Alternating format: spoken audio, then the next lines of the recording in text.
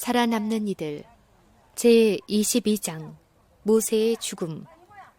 모세는 머지않아 죽을 것이었으므로 그가 죽기 전에 이스라엘 자손들을 모으고 애굽을 떠난 이후로 히브리 사람들의 모든 여행과 저희 조상들이 범한 모든 큰 죄들과 또 그것들 때문에 하나님의 심판이 이르렀던 일을, 그리고 약속의 땅에 들어가지 못하리라는 말씀을 하실 수밖에 없게 한 일들을 이야기하라는 명을 받았다. 그들의 조상은 하나님께서 말씀하신 대로 광야에서 죽었다. 그리하여 그 자손들이 장성하여 가나안 땅을 소유할 약속이 그들에게 성취될 것이었다. 그 사람들 중에 대다수는 율법을 받을 당시에는 어린 아이였으므로 율법을 받을 때에 있었던 장엄한 광경을 기억하지 못하였다.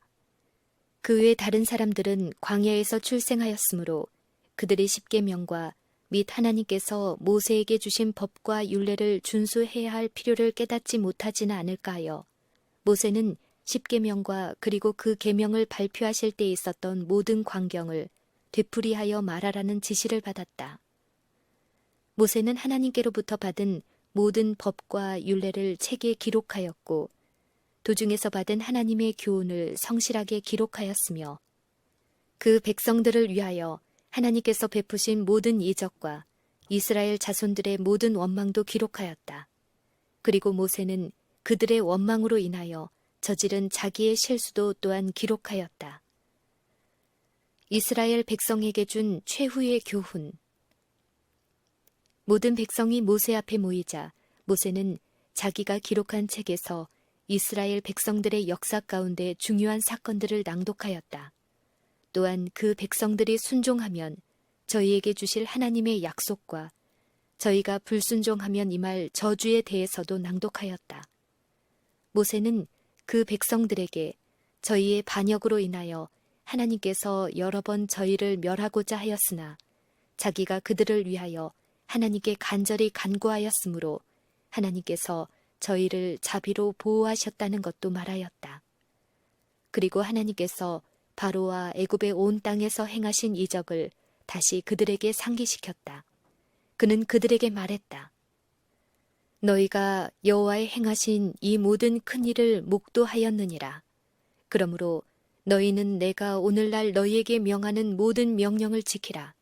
그리하면 너희가 강성할 것이요 너희가 건너가서 얻을 땅에 들어가서 그것을 얻을 것이라. 모세는 특별히 이스라엘 자손에게 우상 숭배에 빠지지 말라고 경고하였다. 그는 하나님의 계명을 순종하라고 간절히 부탁하였다. 만일 그들이 하나님을 사랑하고 순종하여 온전한 마음으로 하나님을 섬기기만 하면 하나님께서는 때를 따라 비를 주사 밭에 채소를 풍족하게 하시고 가축을 번성하게 하실 것이다. 그들은 특별하고도 탁월한 특권을 누릴 것이며 저희 원수를 쳐 이길 것이다.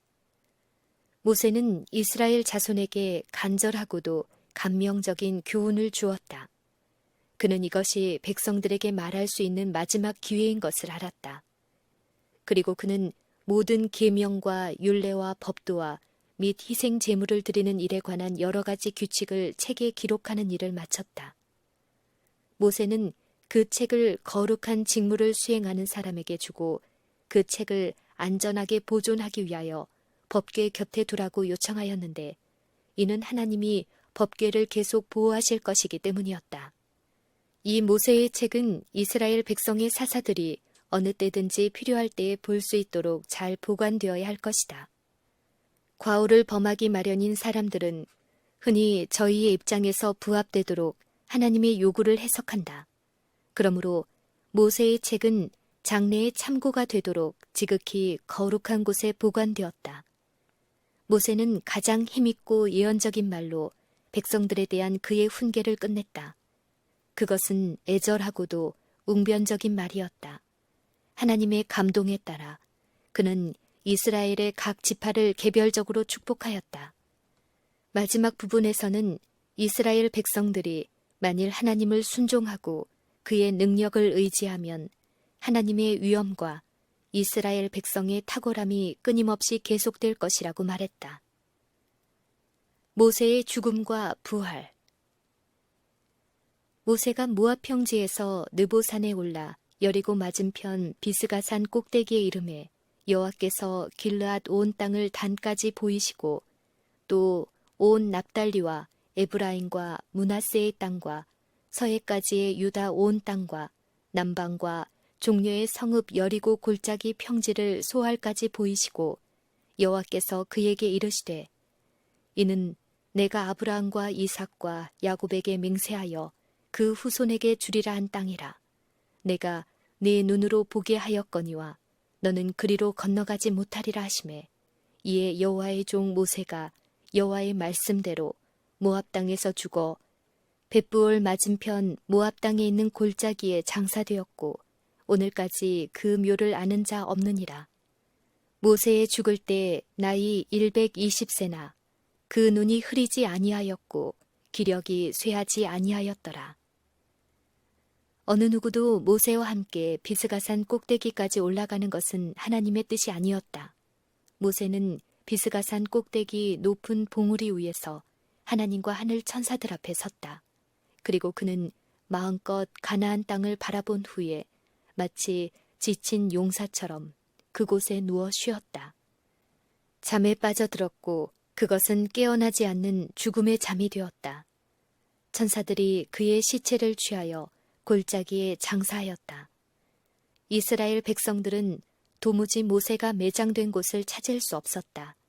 그의 은밀한 장례는 이스라엘 백성들이 그 시체를 우상화하여 하나님께 범죄하지 않도록 방지하기 위함이었다. 사단은 모세가 하나님께 범죄하도록 하는 일에 성공하였으므로 의기양양했다.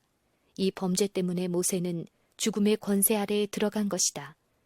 모세가 만일 계속하여 하나님께 신실하고 그의 생애가 이 한 가지 범죄, 즉 반석에서 물을 내게 함으로 영광을 하나님께 돌리지 못한 그 죄로 더럽혀지지 아니하였더라면 그는 약속하신 땅에 들어갔을 것이요 죽음을 맛보지 아니하고 승천하였을 것이다. 천사와 더불어 모세를 매장하신 미가엘, 즉 그리스도는 그가 잠깐 동안 무덤에 있은 후에 하늘에서 내려오사 그를 부활시켜 하늘로 데려가셨다. 그리스도와 천사들이 무덤에 가까이 왔을 때 사단과 그의 천사들이 모세의 시체가 옮겨지지 않도록 지키려고 나타났다. 그리스도와 천사들이 가까이 가자 사단은 그리스도가 접근하지 못하도록 대항하였으나 그리스도와 천사들의 영광과 능력 때문에 뒤로 물러갈 수밖에 없었다. 사단이 모세의 시체를 요구한 것은 그가 범한 한 가지 죄 때문이었다. 그러나 그리스도께서는 온유하게 그를 하늘 아버지께 위임하시면서 주께서 너를 꾸짖으시기를 원하노라 라고 말씀하셨다. 그리스도는 사단에게 모세는 겸손한 마음으로 그 한 가지 잘못을 뉘우쳤으므로 그의 품성에 아무 흠도 남아있지 않고 따라서 그의 이름은 하늘 기록책에 흐려지지 않고 똑똑하게 기록되어 있음을 안다고 하셨다. 그리고 그리스도께서는 사단이 요구하던 모세의 시체를 부활시키셨다.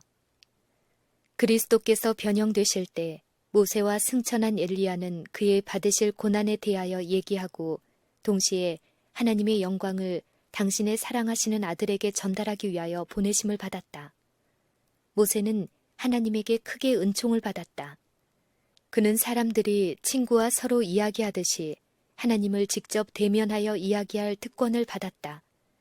그리고 하나님께서는 어느 누구에게도 보이신 적이 없는 당신의 지극한 영광을 모세에게 보여주셨다.